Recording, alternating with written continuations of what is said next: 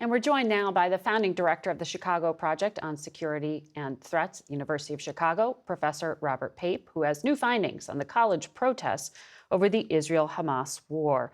Welcome back to the program. I understand you've been surveying about 5,000 students, 600 colleges and universities between December and January, because this stretches back to right after October 7th. What did you learn about what's happening? The big thing we learned is that the feelings of fear on college campuses are more widespread and more intense than we have known.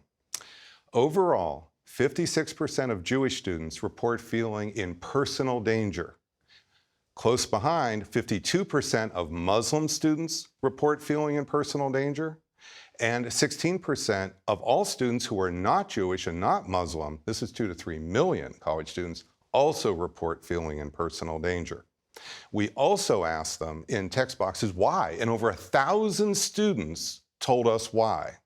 And what they're reporting, Margaret, is not TikTok. What they are reporting is observing acts of physical violence and intimidation right in front of them.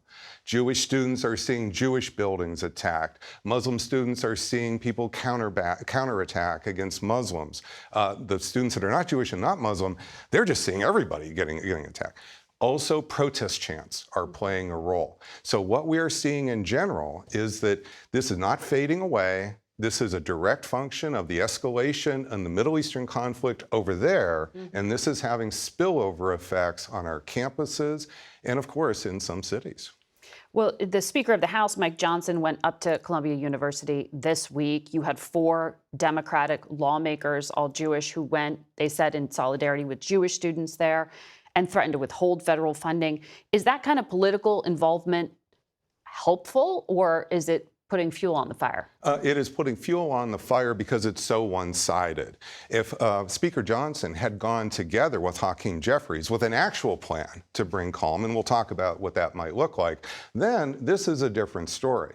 But by making it a surprise, by making threats, you know, if you don't do X, we will fire Y and we're going to do X, and this is all a surprise, this is actually not helpful for crowd control at all. So I also study the actual violent part of this.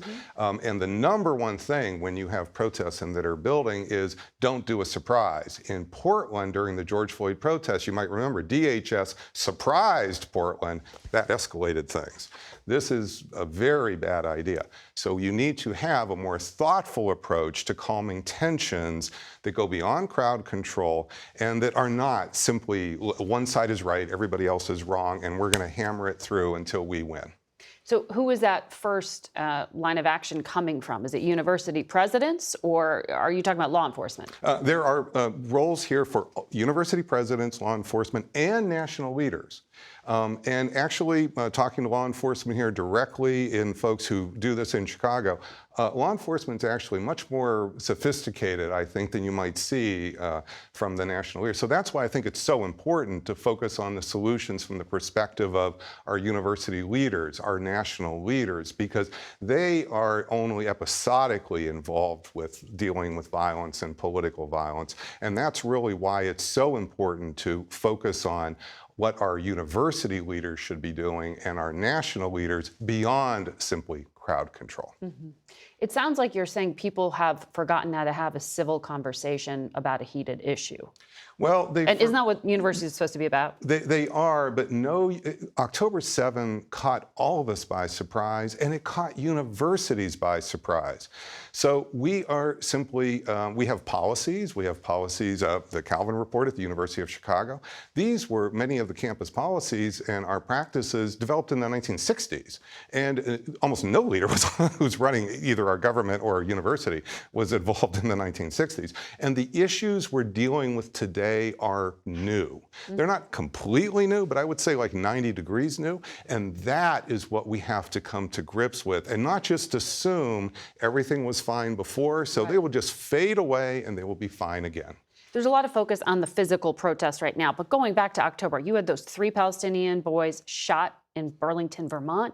You had congressional hearings grilling college university leaders for not reining in language used on campus. I mean, this has been going on for 6 months now. Does it stop when the school year ends? I don't think we can count on that for several reasons. Number one, we have graduation season to get through. Number two, many of our colleges now have summer programs that are quite extensive. So for many colleges and universities, things don't completely come to a halt during the summer, but also next fall. Fall is not that far away. And this could also happen again. It could happen in the middle of our election season as well. So there are many, many reasons, the Chicago Convention, there are many reasons why we should take calming steps now. And again, not just keep assuming, oh yeah, everything's fine. We just need to get through the next day or two or the next week or two, and then things will just fade away. I think that was an assumption by many quite important and credible leaders. That assumption now needs to be pushed aside. Professor, thank you for your Absolutely. insights.